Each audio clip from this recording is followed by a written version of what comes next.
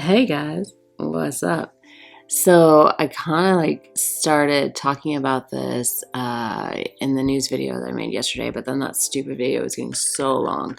So I decided to like break off and like just talk about this like its own entity, which is just like talking about just like your parties and really what you need and how, free VCs are really awesome. And I love free things. I really do. I love free units. I love free VCs. But when there's a lot of important or like desirable characters, like your favorite characters, or like, also desirable VCs coming out at the same time, it's kind of important to know, like, just because it's free doesn't mean it's free. Nothing is free, as my APS teacher, Mr. Kaufman, taught me in 11th grade. And senior year, I'm not quite sure. Anyway, it's a long time ago, high school, whatever. But first of all, because I cannot possibly launch into anything important without like telling you something stupid first, I will comment this, that I kind of see what the movie Cars was doing when it like personified cars, because man, there are definitely like some grills that look humanoid grills, and then today I had this car kind of like driving at me, which had like the grill of Hannibal Lecter, just in time for Halloween, I guess. But man, it was scary. It like had like its normal car grill, but then it was like being held in place by like all this like brown duct tape, which like maybe it's not exactly the color scheme, whatever. But the like the image and like the like what it actually represented was like the face of Hannibal Lecter at like staring me down in car form, by like this person who tried to like tape up their grill, I guess. I don't know.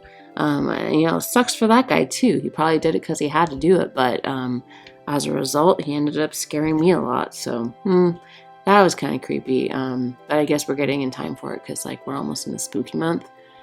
So yeah, cars can have faces, I guess, is really what the point of this conversation is. And let's move on to like maybe some more relevant talk, which is War of the Visions. What do you think? Oh, she's she's not put off at all by Hannibal Lecter. She's not worried whatsoever. She doesn't think she's gonna get eaten. So good for you, Sleepy. I agree. She'll probably be asleep like when the eating starts. So there's that. All right, let's go check out the formation screen, because now hopefully y'all noticed, but check it out. We have like 20 slots now, so you can really get crazy about like mapping out strategic things. But like one thing that we think of when we're thinking about like creating these formations and parties is we're thinking about like how we're going to be strategic in battle, and like how we're going to go in and like conquer tower, or like when like you have an event that's like, beat this with like a full water party, and you're like, done. Like, now I've got my water parts saved, so deal with that, fools. That's all good, but like there's something else that's kind of cool about this. So as you can see, like I've set this up so that I have my JP farming party on top. I'm totally meta OP, like the strongest party I possibly have. So cool. Don't get so jealous about that meta OP party. Sorry, I had to say it like that way. I don't know how many of you left, but that's fine.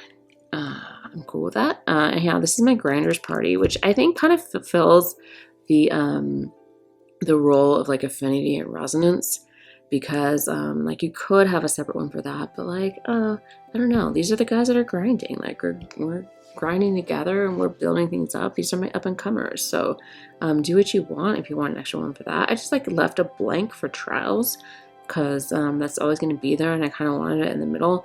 The thing with raids is that you have parties built in for raids, so that's all kind of done within that event. Same for tower. You're messing around with it in tower, so don't need these. Although I wonder if you can copy paste from this to that. That I don't know. Anyhow, faith and bravery, I left a spot for that because that might be like a specific instance which is different than my grinding party, where I wanted to kind of just set my grinding crew, the ones that like I feel are going to get the faith, get the bravery, raising things off. And you know, you could sub in anybody, like whoever you like. If you like a last weller or somebody with that meditation ability, so you could do all that. That's on you. What else did I come up with? Oh, I like to call this my escort party. And actually, at this point, like I could sub out Lucia with Tifa because she does a good 3-hit as well. So this is like the escort party when like somebody new finally gets like to level 40 and they want to go on their 40 mission, or if there's something like where they need the 3 chain or whatever. This party is going to easily get you through that. The swap out would be Barrett. He's being escorted right now by these lovely ladies. They're the escorts. So I just like having a party like that. Or it's easily switch him out. And then yeah, you go through your elements. Water. And actually, this is what I want to say about this. This is the whole point, I think, of what I'm trying to say in this communication.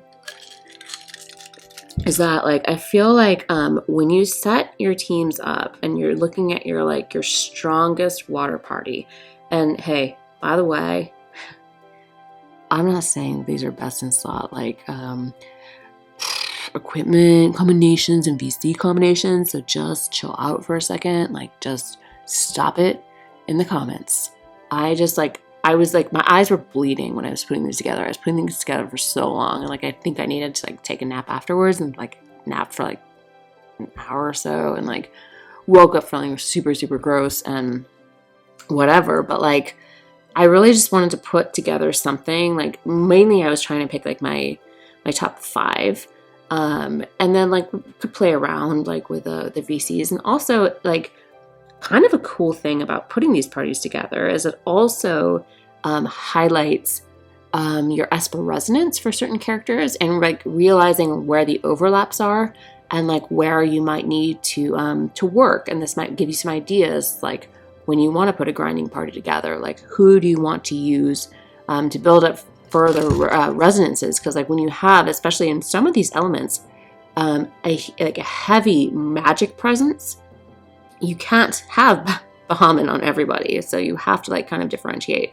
I do like Cactuar on Aerith/Aerith, or like anybody, because he actually does like have a sneaky high magic stat and some good attributes in his kit. So one worth checking out. So this is kind of just like showing how, you know, yeah, like water team is pretty strong, and there's some strong water cards. So yeah.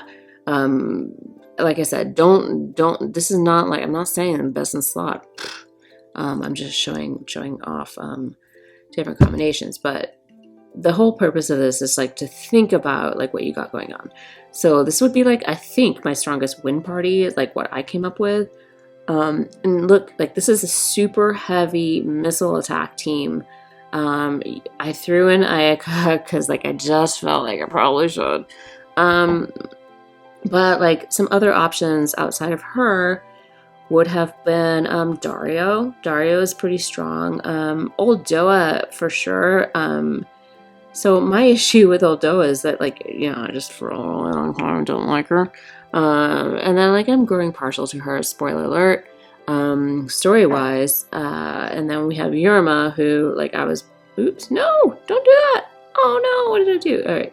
Well, I just messed up my whole party, so that's kind of sad. Well, anyway, the point was to show you who else I could put in here. So like Old Doa or Yurima. My problem with Yurima is that I need to get her 5th LB, and I haven't done that yet. Howlett obviously is not a fully awakened, but he's close. Oh man, I just clicked on YouTube. Oh no, you will not be in my party. Don't you even think it. Don't you dare think it. Get back in here, babe. All right, thanks. Babe, gross. Anyhow, so the point is that this is a great way of seeing like where your strengths are, where your weaknesses are. As a heavy missile party, like where would this go? And like, yeah, I do need to build up my Howlett, I think, and Howlett and Oldoa and Yerma, both like all three bring like a different element, or not element because it's all wind, but like they all bring in something. It's gonna be a little stronger. Wait, no, I'm still looking. Get back in there. So, ice, man, is super, super strong, just like water is for me. And this was a realization that, like, wow, like I have got a lot of really strong VCs for ice and for water. Now, could we always use more? Of course. Like Lastwell, maybe we really want Lastwell's card. Like maybe that would make me so much better. But then also, would it? And like you have to look at like what's going to trump what. And so I have, this card, which will give us, our slash up by 35, spirit up, and then pierce attack resistance up 20. Some extra things for the guys that wearing this, and this point Valric, who can benefit from some limited bestowed effects. But yeah, so you have just some options in here where you're looking at it and you're saying, okay, how much do I need? This is why I think this is important. This is why I think it's important to set your parties up in this way, is because then when all of a sudden there's like a super hyped character, a super hyped card, it allows you a chance to go back and look at your party and say, hey, like, how am I doing there? Like, do I need this? How much is this going to affect? Because certain numbers do not stack, and it will just take like the highest one that you have going on. So I feel pretty good about like my ice party, my ice cards, and Victra, she's got a couple options that she could swap out for. For example, Nasha would be a good option here. Mediana, if I wanted to, go, need some extra magic. Or like if I wanted to continue to build Barrett. I'm way, way off with Gilgamesh, but Shell as well. Like she's close. Shoot, I hate tapping on them. Totally ruined my whole party. But she's got a lot of support skills, and I haven't set her that way or whatever. But she obviously, I could max her to 99, and like she could do some stuff too. So like, you have a couple MRs to choose from. Oops, I went out again. What went to her? All right, let's see what we got in fire. So this is by far my weakest element as far as I'm feeling. And this is a clue, like, and I didn't pull for her, but this is a clue when you have characters that come out like Fancy Glaciella, that like, oh shoot, man, like I am weak in fire, and I do happen to be a big fan of Glaciella's character. So this might have been a good opportunity to kind of fill a hole. And what I can see is like a big hole. I do like Y'shtola. I think she's like, I love her look. But man, she's like super, super squishy and doesn't last long when we go in for one of those like all fire fights. So another thing to think about, and like looking at the cards even that I have here, I don't have many that are really tied to fire. So that was a big wake up call as far as like showing me like an immediate need for me, and there's like weakness generally in my team. Lightning looks like all right, but we could see how again like we don't have a lot of lightning specific cards, which again I think is fine. I don't think that you need to have like all element cards across the board. What you need to do is pick the ones that like most appropriately reflect the strengths that you're trying to enhance in your team, or holes in which you're trying to make up for, depending on what it is. It could be hit points, it could be attack power, whatever it is. But going through this, it's very clear, like to see where exactly you are as far as like, I don't know. Would you say like, I generally would want to aim at least 3 like element specific cards, I think would be ideal, because there are cards like here we are running a dark party, but Madame Trousseau brings a very high magic. In this party I've got three magic based units, so using a card like that does make sense. I don't think, it doesn't have to be across the board, but kind of gives you a chance to look and see like what you got going on. And in this party, like Helena, Darval are super strong. I do have a maxed out Ziza, and I'm working on my on my lover girl. But sorry, this lover girl. Lemure thing. Thank you. I had to check. And I like Vanera as well. So I don't know if I'll get there to her EX straight away, because I do have other people online. But again, just kind of looking at like how to put this party together, who you want to prioritize, and which gives you an idea again of like what cards you want to prioritize. For light, also not super strong, and I kind of felt strong in the light element until I kind of saw these people on paper, and I was like, wow, we might have a little ways to go here.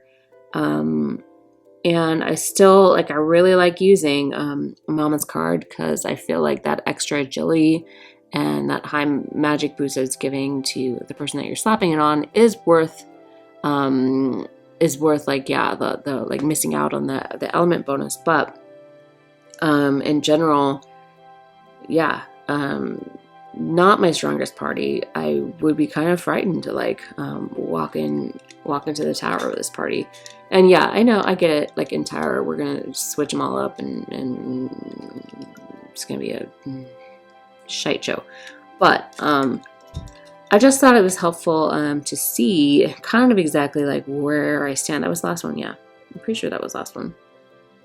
Yeah, and so what I did at the end is like, there's my selection quest parties, and now I have a few parties up in the end. I got to put my newest party together to go for Garvel's sister. But I guess my point in like showing this and like kind of going through it is like suggesting that if you're in a situation where you can build these like you want to like bore yourself to tears, and like probably you might want to build in like a like 1.5 hour nap like after you do all this. I highly suggest that, otherwise your eyes might burn. But like if you have the time to like go build these parties, and then like really go look at the holes in your party, whether it be units or VCs, because we keep being given, and like I said, I love free stuff, but we keep being given these free VCs here and there and free units, which are fantastic. But if they're time limited, there is a huge burden to max these guys out before they disappear. But maybe go look and decide like if you really need that. I know it's so hard. It's so hard to not max the free thing. But do you really want to do it at the expense of like saving VC towards somebody that you really need? So it's just something to consider, because I was thinking about that with Lara's VC, where ice and water right now are my strongest elements by far. So was it worth putting all of that viz and the Gil summons? Like, let's not diminish the cost of that as well. I don't know how many of you out there are doing like 175 million Gil per day, because you needed every single thing in that Gil summon this past week, because there were a lot. But that's not cheap. So free cards are great, but it's worth examining what you have, where you're going, and where you want to go before you dump a bunch of resources into these free guys. Because as we can see, like in this game, they've been pretty good and like pretty pretty friendly about reruns. So like there's always going to be like another opportunity for that. So yeah, I'd love to hear like what are your strongest elements. For me, it's definitely water and ice. My fire and apparently my light is really lacking. And you know, obviously certain characters are going to get their EXs at some point, which will change things. But still, like you need a supporting cast. A couple characters aren't going to do it on their own.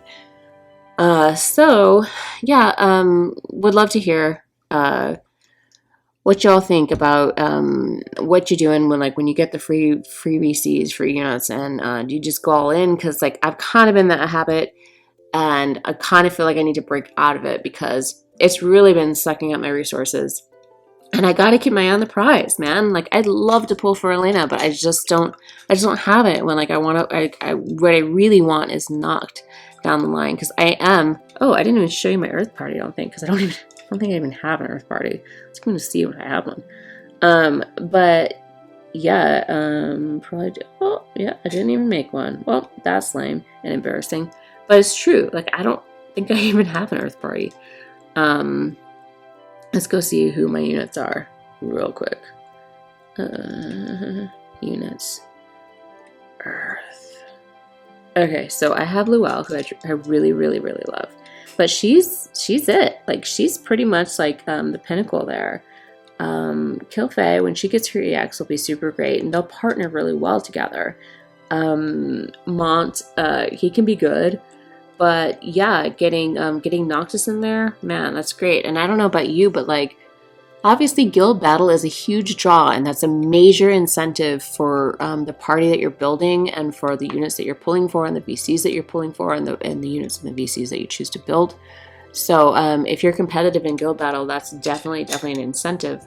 But just overall, like thinking about where you want to go, like what your plan is, versus like kind of falling in. And I'm not even calling them traps, because I think that these free units and free VCs are awesome for either new players or free to play folks who are just like happy to like not have to like to spend the 10K for a guaranteed card pool or you know, chase after a unit. There's plenty of good units that they can build up, and some guaranteed cards that they can build up that are going to be great as well. But for anybody who is trying to keep their eye on the prize, like these units can be very distracting, these VCs can be very distracting, and it's important, you know, to know which ones fill the holes and which ones are kind of just maybe leading your plan astray.